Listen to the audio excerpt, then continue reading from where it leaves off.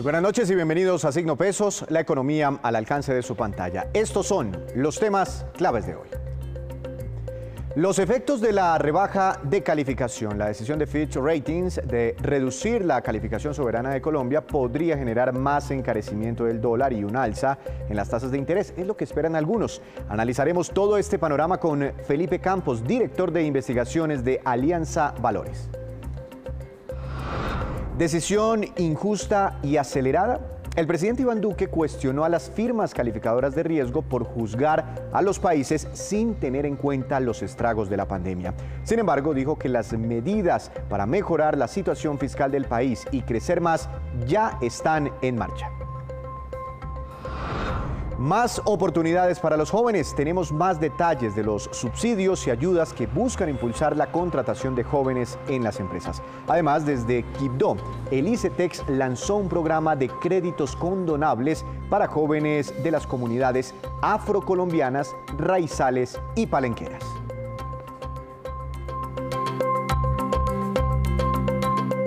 Arrancamos Signo Pesos con esta que es la cifra económica del día. 3.815 pesos, 3.815 y corresponde al valor máximo por momentos alcanzado hoy por el dólar en Colombia. Esto ocurrió al inicio de la jornada, por allá hacia las 8 de la mañana y por efectos de la rebaja en la calificación soberana de nuestro país, perdimos el grado de inversión con Fitch Ratings. Sin embargo, al cierre de la jornada, por allá a la 1 de la tarde, la divisa ya estaba en niveles cercanos a los 3.742 pesos.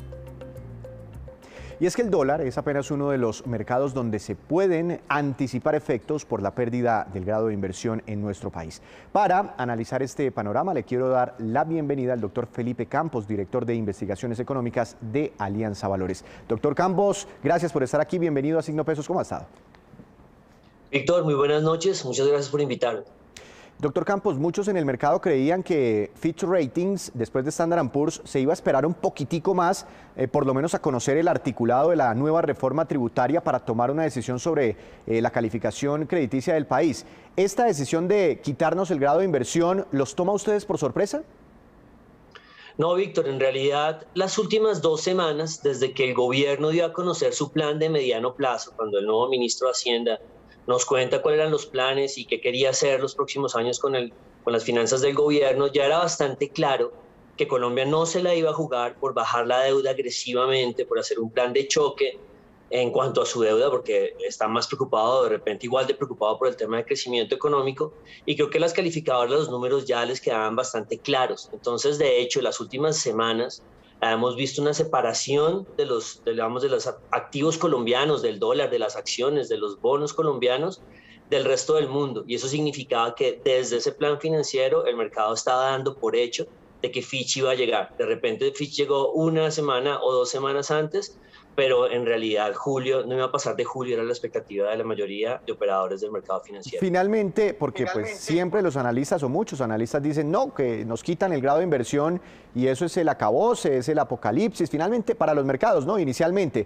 Finalmente, ¿cómo se comportaron hoy la bolsa de valores, el dólar, las tasas de interés de la deuda pública? ¿Estuvieron muy preocupados los inversionistas luego de esa decisión de Fitch? Sí, yo he dado una lucha constante para tratar de que la gente entienda que cuando las calificadoras llegan a dar estos anuncios ya es el final del partido, ya están diciéndole a uno cómo terminó el partido y cuál fue el marcador, y no es nada nuevo para los mercados, y más en este caso de que fue muy telegrafiado por el tema de Fitch, y los datos de hoy son impresionantes para esa tesis. Hoy tuvimos en Colombia la segunda bolsa más valorizada del mundo y tuvimos la segunda moneda más valorizada del mundo.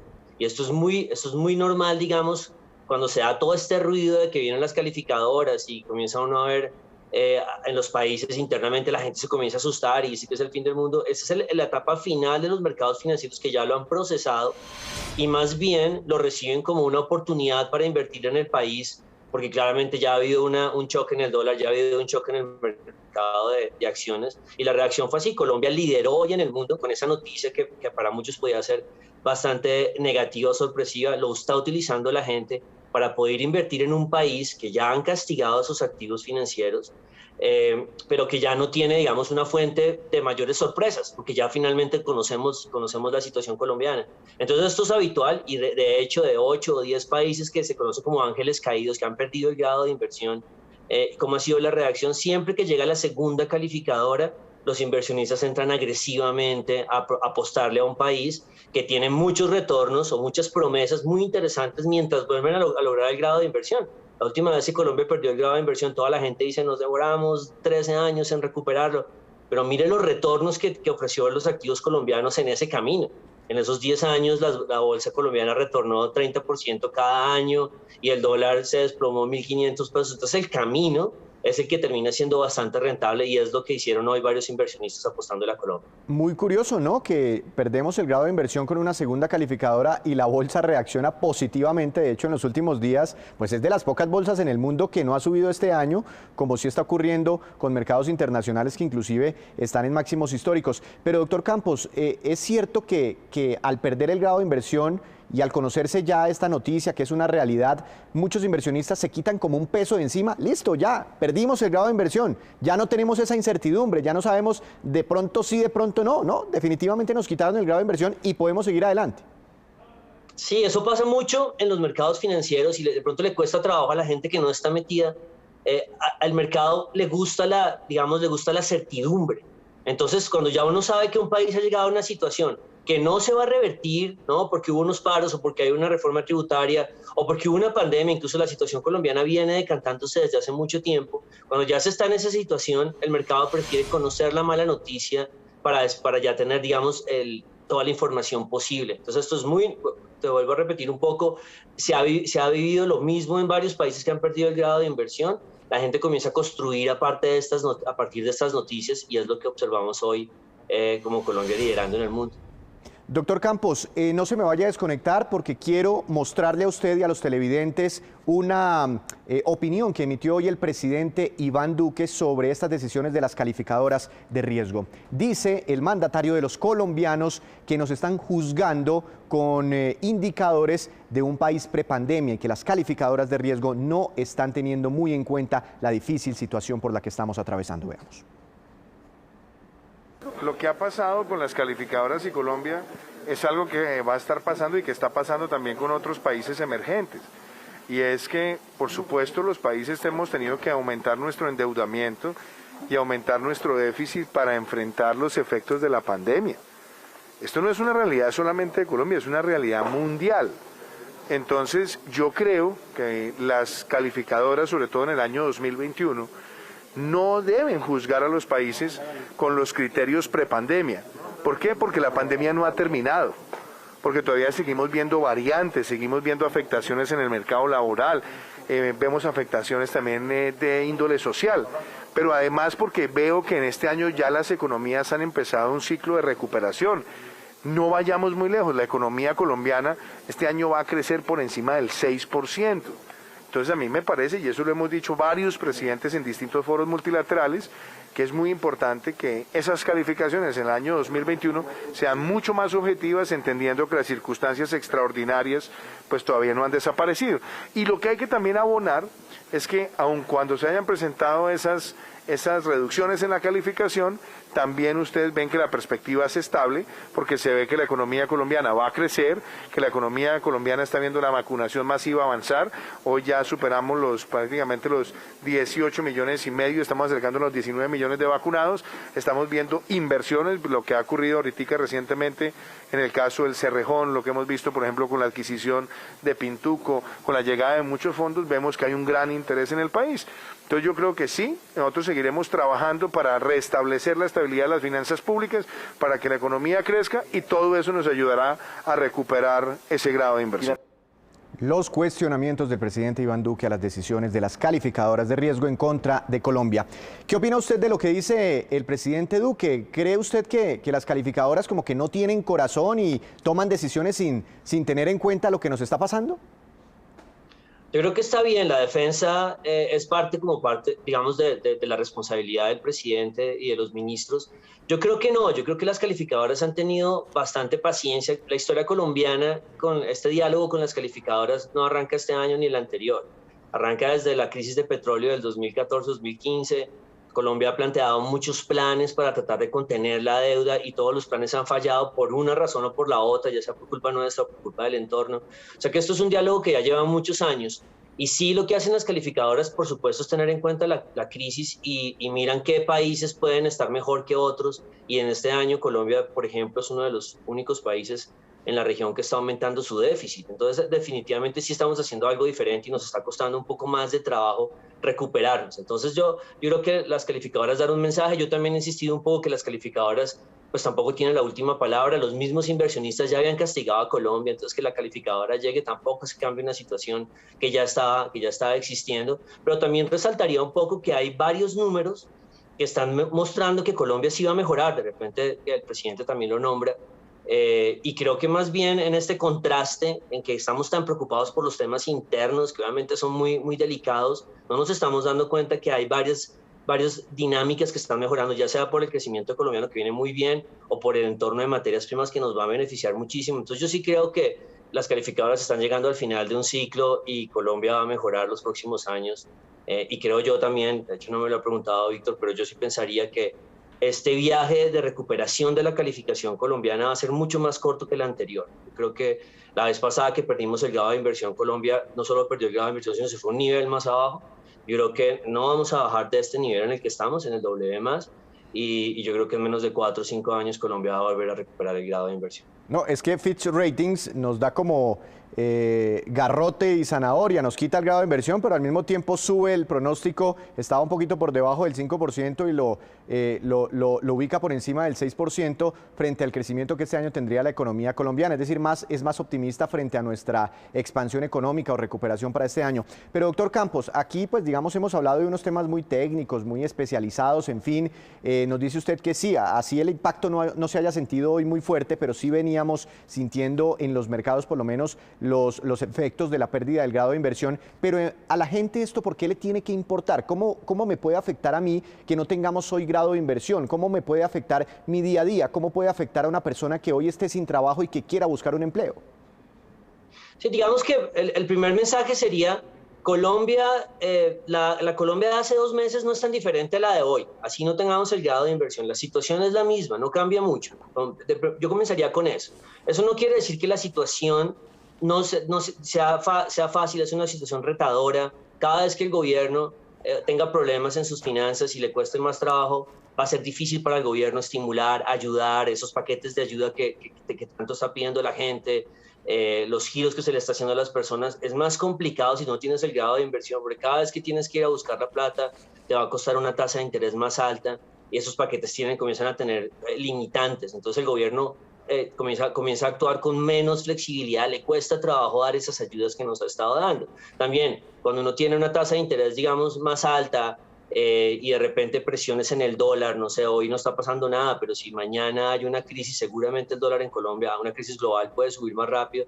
Esa situación hace que también los precios puedan subir más rápido en Colombia. Queda un país un poco más sensible ante los choques internacionales y eso puede traducirse en precios más altos hacia adelante. Es más que todo para, digamos, para el día a día de los colombianos, no es algo que se vaya a ver inmediato, pero sí nos pone como en una situación de desventaja para cuando haya, digamos, para presiones en los precios o cuando haya situaciones globales, va a haber más volatilidad en Colombia, el dólar se puede subir más rápido que en otros países, pero es algo más como estructural, más de largo plazo que tú no vas a ver en el día a día, ni siquiera lo alcanzas a ver en la reacción de los activos. Como te estoy diciendo, el dólar está tranquilo y los activos colombianos están tranquilos, pero sí es algo que deja a Colombia un poco más débil para ir hacia adelante. Doctor Campos, permítame unos segundos, le pido el favor que no se desconecte porque tengo que hacer una pausa comercial, pero ya regreso para volver a hablar con usted sobre una opinión que entregó hoy desde Cúcuta el ministro de Hacienda relacionada con todo este tema del grado de inversión y del financiamiento de la nación. Así que espéreme un segundo, nosotros vamos a hacer una breve pausa, pero cuando regresemos, espere. Precisamente el doctor Restrepo, el ministro de Hacienda, nos explica los efectos de la rebaja de la calificación para nuestro país y qué va a hacer el gobierno de ahora en adelante. Ya regresamos.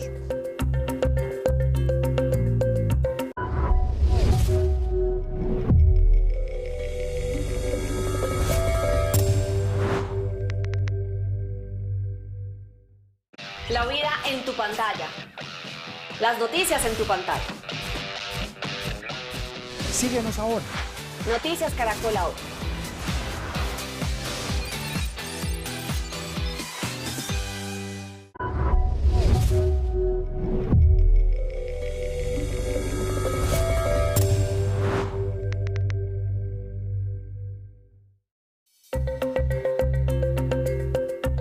Regresamos a Signo Pesos, continuamos este diálogo con el doctor Felipe Campos a propósito de la rebaja del grado de inversión para Colombia por cuenta ahora de Fitch Ratings. Doctor Campos, gracias por esperarnos estos minutos.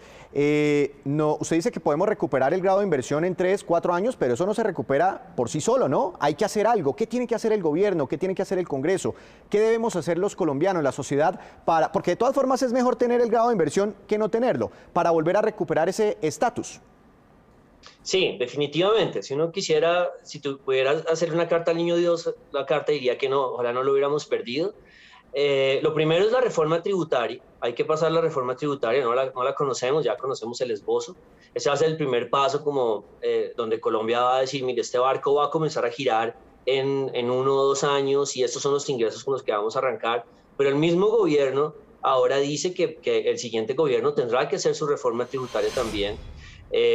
Lo ideal, yo pensaría que es que como colombianos nos imaginemos que este barco que tiene Colombia no aguanta estos cambios que se han visto a nivel global, la concentración que tiene Colombia con el tema del petróleo, lo poco que tributa la mayoría de los colombianos en términos de que son muy pocos los colombianos y las empresas. Hay un montón de elementos que si pudiéramos entre todos entenderlos, porque es bien complicado.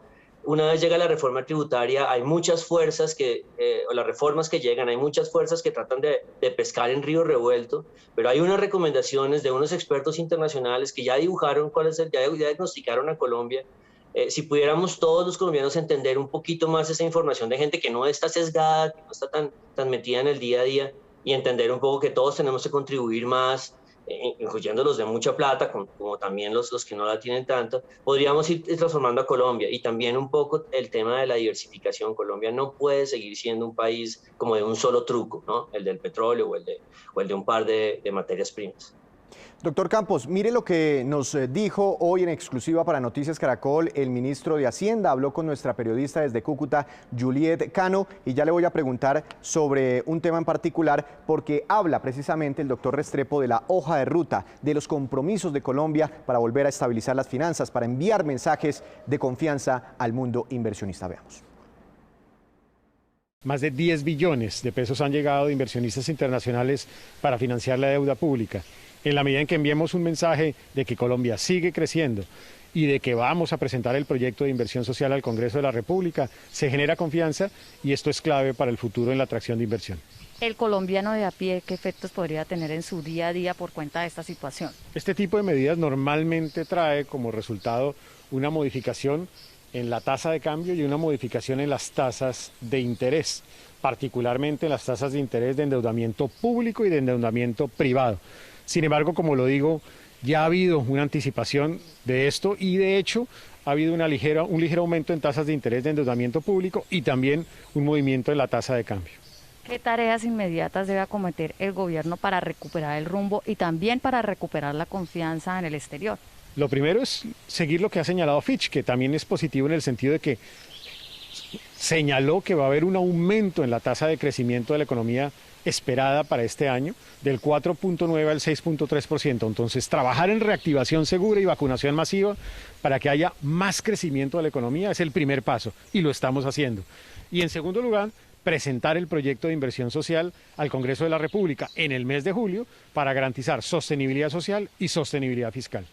Ministro, por buscar consensos no se ha perdido mucho tiempo con la nueva reforma tributaria. ¿Se hubiera podido evitar esta rebaja de calificación si se hubiera empezado a tramitar en el primer semestre, ministro? La decisión que toma Fitch Ratings es una decisión basada en criterios que vienen de tiempo atrás. El aumento en el déficit fiscal y en la deuda pública que se necesitó para atender a los más vulnerables en nuestra sociedad.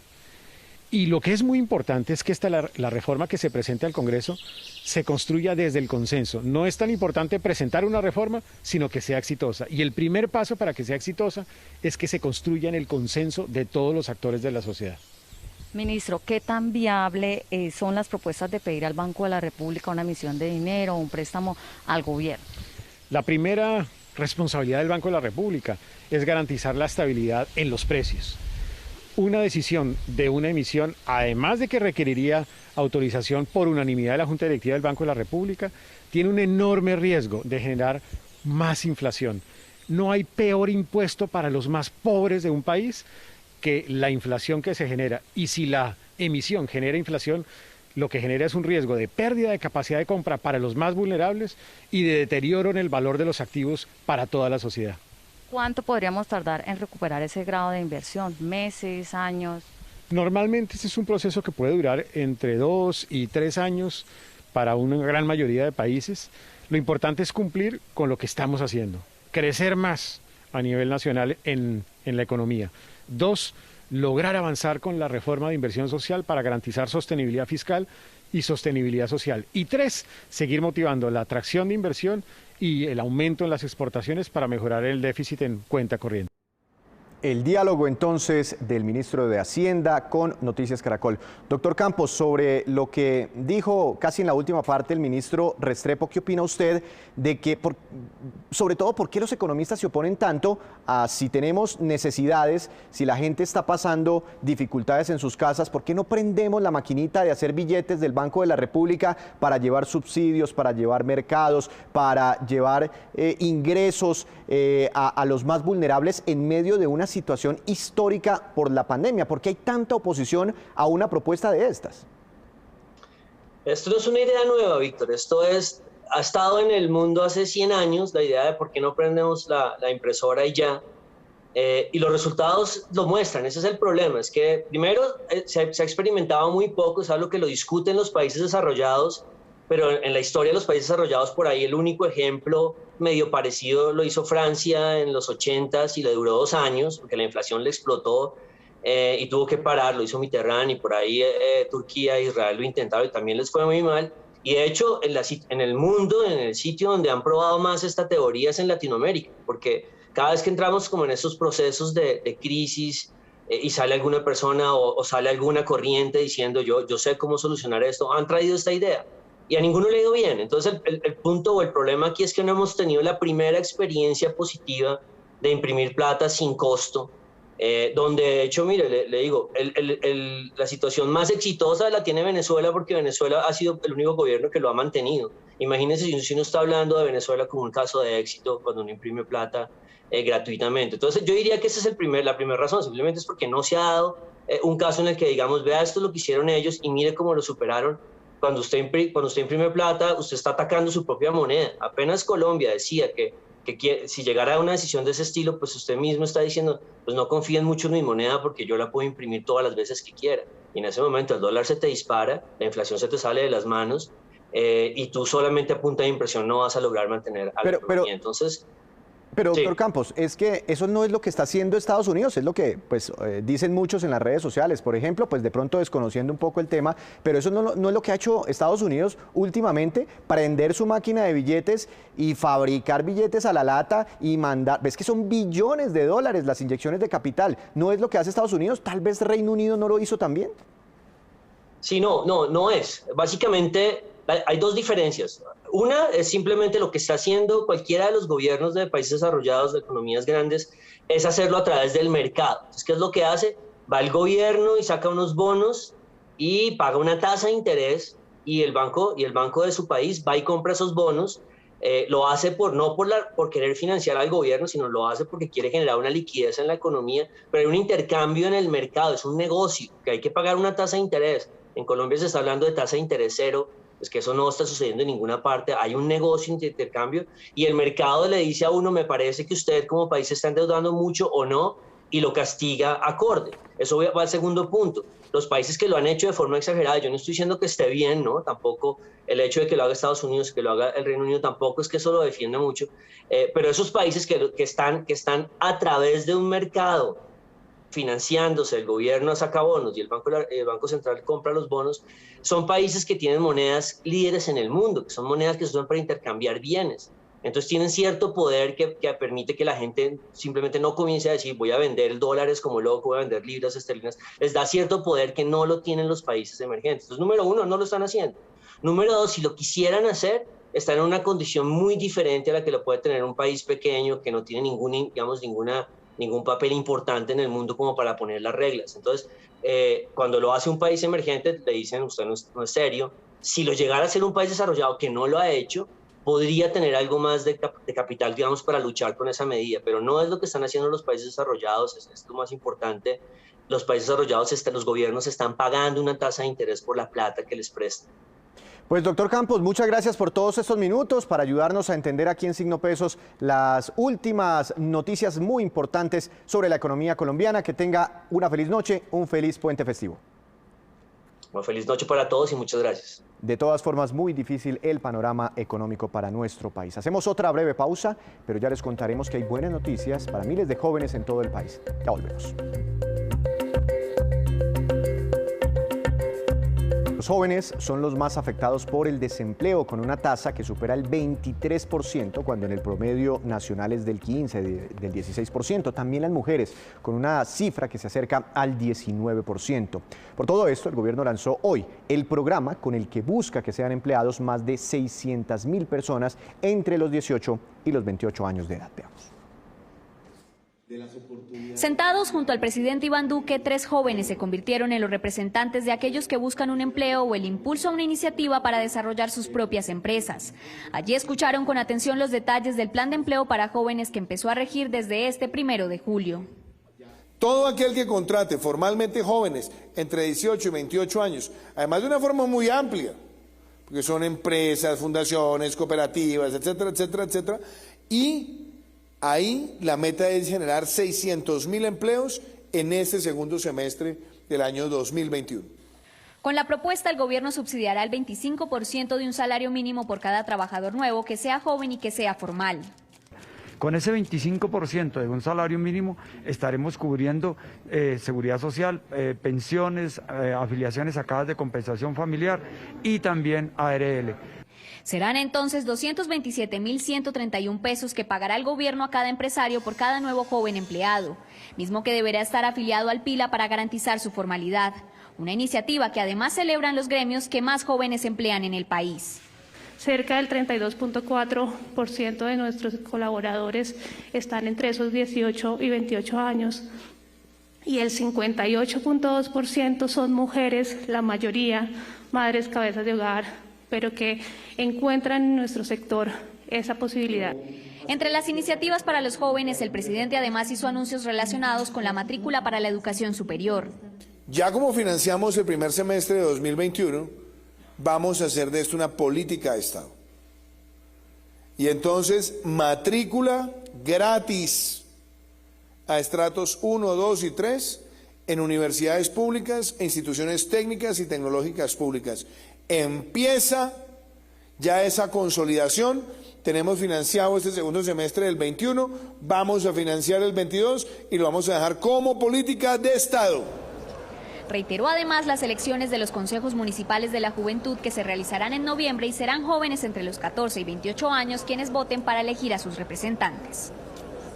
Y entre tanto, el ICETEX dispuso de 18.000 millones de pesos para ampliar las oportunidades de concederles créditos educativos condonables a jóvenes de comunidades afrocolombianas, raizales y palenqueras. El presidente de ICETEX nos cuenta de esta convocatoria que tiene plazo, preste mucha atención, hasta el próximo 8 de agosto. A partir de hoy y hasta el 8 de agosto, tenemos abiertas las inscripciones para el Fondo de Comunidades Negras, el cual es administrado por el ICETEX para todos los jóvenes que pertenecen a estos grupos en el país. Con una inversión superior a los 18.000 millones de pesos, el gobierno nacional le cumple a los jóvenes de las comunidades negras. Para ello, queremos invitarlos a todos y cada uno de ustedes a enterarse de nuestra convocatoria en la página www.icetex.gov.co. Recuerden, este es un programa pensado en su futuro, en la educación superior, que surge de escuchar los anhelos y necesidades de las familias y de los jóvenes de nuestro país. Y recordarles, ningún trámite ante el ICETEX tiene ningún costo. Esto lo hacemos con convicción, compromiso y con el cumplimiento de nuestros acuerdos alcanzados con los jóvenes en toda Colombia. Y ahora vamos con estos que son los indicadores económicos que usted siempre debe conocer antes de irse a dormir. Tasa representativa del mercado para mañana, 3.777 pesos con 17 centavos. Subió 1 peso con 64 centavos. Petróleo de referencia Brent para nuestro país subió 0,17%. Se ubicó en $75 con 97 centavos por barril.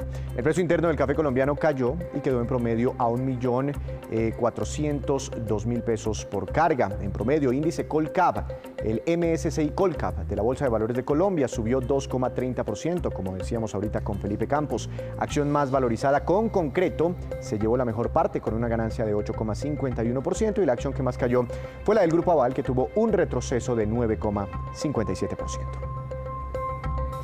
Y antes de despedirnos, los dejo con el siguiente dato. China, Estados Unidos e India son los países que más plásticos de un solo uso producen, si se miden por el volumen total. Pero al mirar el volumen, un poco distinto, mirar el volumen per cápita, el ranking cambia significativamente. En este caso, los países que más residuos plásticos generan son Australia con 59 kilos per cápita, Estados Unidos 53 kilos por persona, Reino Unido y Corea del Sur 44 kilos per cápita, Japón 37 kilos y Francia, que genera 36 kilos por persona o per cápita. Así terminamos por hoy, pero los esperamos la próxima semana, el próximo martes, con una nueva emisión y con toda la información económica que usted necesita saber. Esto es Signo Pesos, la economía al alcance de su pantalla. Que tenga una feliz noche, también un feliz fin de semana.